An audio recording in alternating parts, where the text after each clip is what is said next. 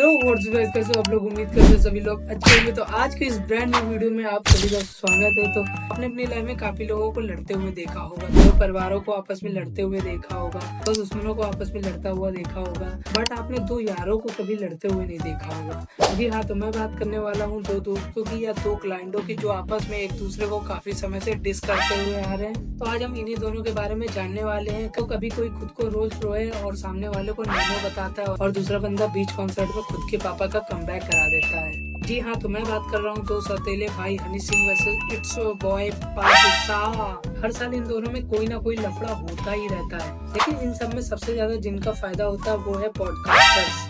जी हाँ, पॉडकास्टर्स।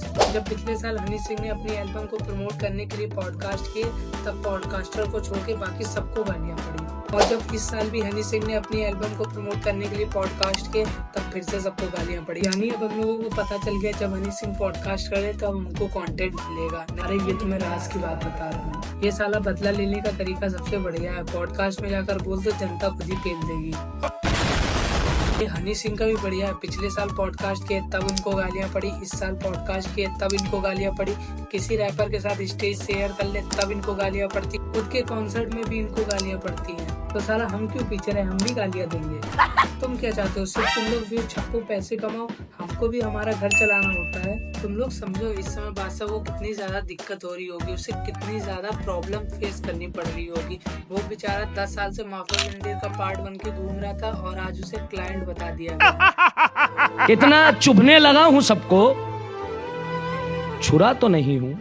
वैसे हनी सिंह को ये बात बताने में 10 साल लग गए। मैं समझ सकता हूँ कि गांजे का नशा काफी ज्यादा खराब होता है, बट किसी बात को बताने में 10 साल लग गए। गांजा गांजा।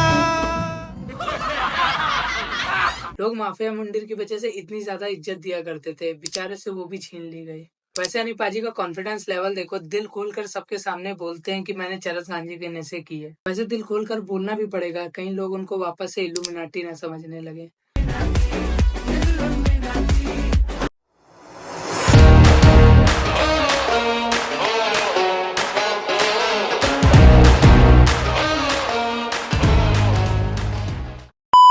तो मैं आज आपको एक नॉर्मल पर्सन और इल्यूमिनाटी में डिफरेंस समझाता हूँ। एक नॉर्मल इंसान अपनी जिंदगी में धीरे धीरे तरक्की की ऊंचाइयों पर चढ़ता है, बट जो इल्यूमिनाटी होता है वो डायरेक्ट तरक्की की सीढ़ी पर चढ़ता है और उसको फिर आकर नीचे फेंक दिया जाता है। बट हनी पाजी इसे बायोलॉजिकल डिसऑर्डर कहते हैं।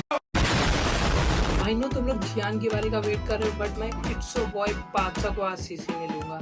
मुझे आज भी याद है कि हसल का सीजन 2 आया था और बादशाह भाई उसे होस्ट कर रहे थे। कितने प्यारे प्यारे सिंगर्स आए थे वहाँ पर वो तो रैपर्स का शो है, पर वहाँ पर किंग भी था। तो क्या हुआ ब्रो, मुझसे आर्ग्यू मत करो, इट्स बॉय बादशाह पर आते हैं। हाँ, तो हसल एक ऐसा प्लेटफॉर्म जहाँ अलग अलग रैपर्स आते हैं और सोचते हैं कि हम जीतेंगे और हमारे जजेस से कुछ सीखेंगे, बट जजेस वहाँ क्या करते हैं मैं कुछ नहीं बोलूँगा, आप खुद देख लो। बैंगर साफ कर रहे हैं। जिसको नहीं पता बैंगर क्या होता है तो मैं आपको बताता हूँ। बेसिकली दूसरे सिंगर को रैपर बताकर उसके हगे हुए को साफ करना, ताकि वो शो से बाहर निकलने के बाद बादशाह को ही डिस ना कर दे। हनी सिंह के बाद इनकी टीम में किसी ने सबसे ज्यादा शोहरत हासिल की है तो वो बादशाह ने की है। हनी सिंह के एक मजाक ने रोल्स रॉयल दिला दी। अब इसका मतलब ये नहीं कि तुम हनी सिंह को बादशाह का बाप बोलोगे, नहीं, BLKL बिल्कुल भी नहीं। हाँ मालूम है बादशाह भाई, आपके अंदर हनी सिंह से आगे निकलने का जुनून है, पर उसके लिए ये सब करना, इससे अच्छा तो हमारे कच्चा बदम वाले अंकल थे। पहले कबाड़ बेचते बेचते फेमस हुए, फेमस होने के बाद अमीर बने और अमीर बनने के बाद वापस से कबाड़ी बन गए। फाइनली इस चीज के ऊपर अब बादशाह का भी रिप्लाई आ गया है। वो भी सेम चैनल में पॉडकास्ट देने जा रहे जहाँ पर हनी सिंह ने जाकर इनको क्लाइंट बोला था।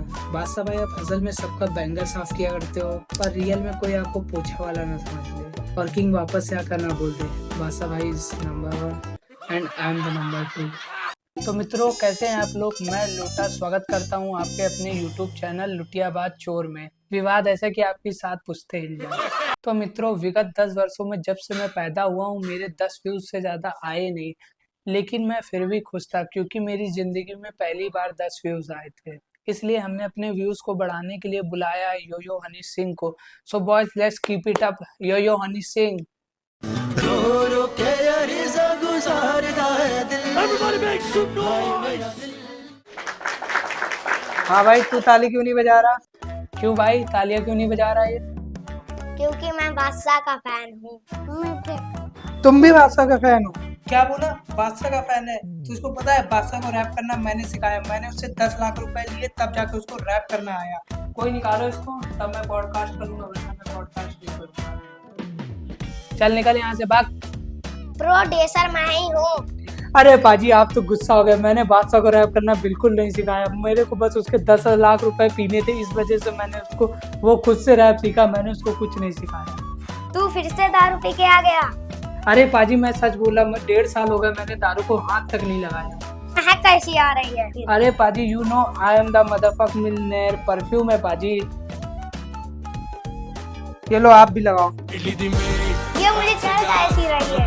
इस साल हम लोगों को काफी कुछ अलग देखने को मिला है, जैसे रजत तलाल की कंट्रोवर्सीज, एल्विस के टप्पर ने मैक्सवेल को कार दिलवा दी, बट किसी ने कुछ उखाड़ा है तो वो है उर्फी जावेद। फॉलो कर लो यार। या तो मैं मर जाऊंगी या फिर दुनिया को पागल करके जाऊंगी। मैं भी इसका सपोर्ट करता हूँ, क्योंकि ठरकी बुड्ढों को दारू के बाद अब एंटरटेनमेंट भी मिल गया।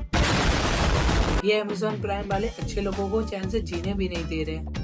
ये हमसे चुन चुन के बदला ले रहे हैं। प्राइम वाले हम लोगों से बदला ले रहे हैं, क्योंकि सब्सक्रिप्शन के सारे पैसे हम लोग डिज्नी और नेटफ्लिक्स को देकर आ जाते हैं। उर्फी जावेद की एक छोटी बहन भी है जो सेम नेक्स्ट उर्फी जावेद बनना चाहती है। This is not a conventional family. This is a crazy family.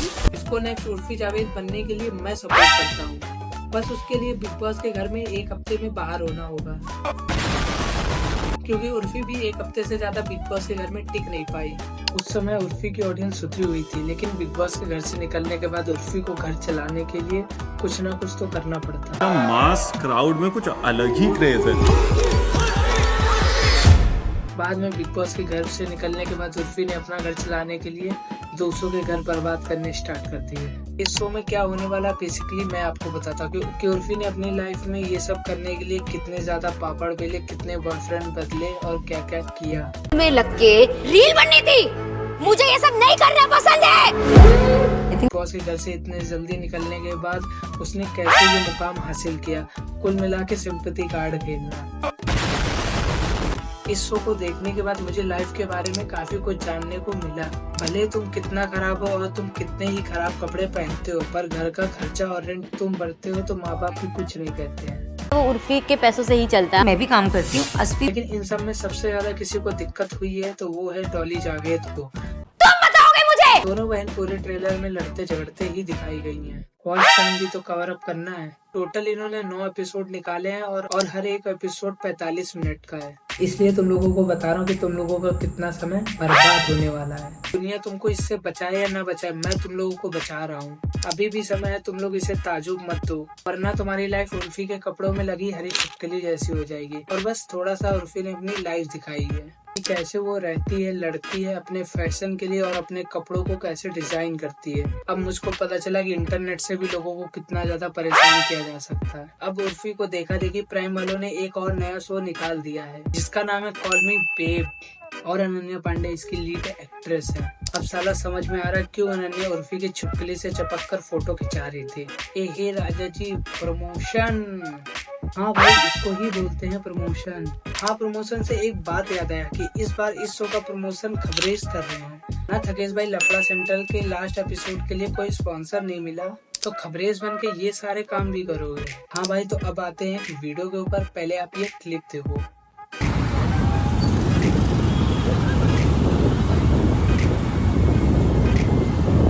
तो इस वीडियो में 2 लड़के एक क्रोकोडाइल को अपने स्कूटर में बैठाकर फॉरेस्ट रेस्क्यू पुलिस के पास छोड़कर आए हैं। ये जो क्लिप है वो गुजरात के बडोदरा की है, जहाँ पर बरसात के ओवरफ्लो की वजह से काफी ज्यादा क्रोकोडाइल गायब हो गए और उन्हीं क्रोकोडाइल में से एक क्रोकोडाइल इनके घर में घुस गया था। और भाई, इंडिया के लोग तो होते ही महान है, क्रोकोडाइल को ही स्कूटर में बैठा के पुलिस वालों को दे आए। बट इनकी वजह से काफी ज्यादा भला हुआ क्रोकोडाइल्स का।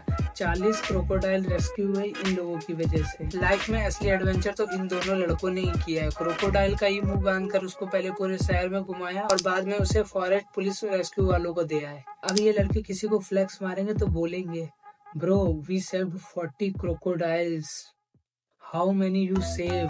कहीं इनके इन फ्लेक्स की वजह से इन्हें 40 लड़कियों के डीएम ना आ जाए और इनकी वजह से 40 लड़के इंस्टाग्राम यूजर बन जाए तो पहली बार किसी को बचाने के लिए 4 लोगों की जगह 40 लोगों से गालियां पड़ेंगी। गाइस आप लोगों ने वीडियो देख ली होगी भाई, ये काफ़ी ज़्यादा फीवर और रात के 4 बजे की वीडियो बनी है। थोड़ा सा एक्सप्रेशन वगैरह में ऑन टाइम नहीं होगा, आप देखे होगे कि मेरी आंख बंद हो गई है, बट एडजस्ट कर लेना। मिलते किसी नेक्स्ट वीडियो में, तब तक के लिए बाय बाय। हंसते रहो, हंसाते रहो, कीप सपोर्टिंग करम ब्लॉग, लाइक शेयर सब्सक्राइब।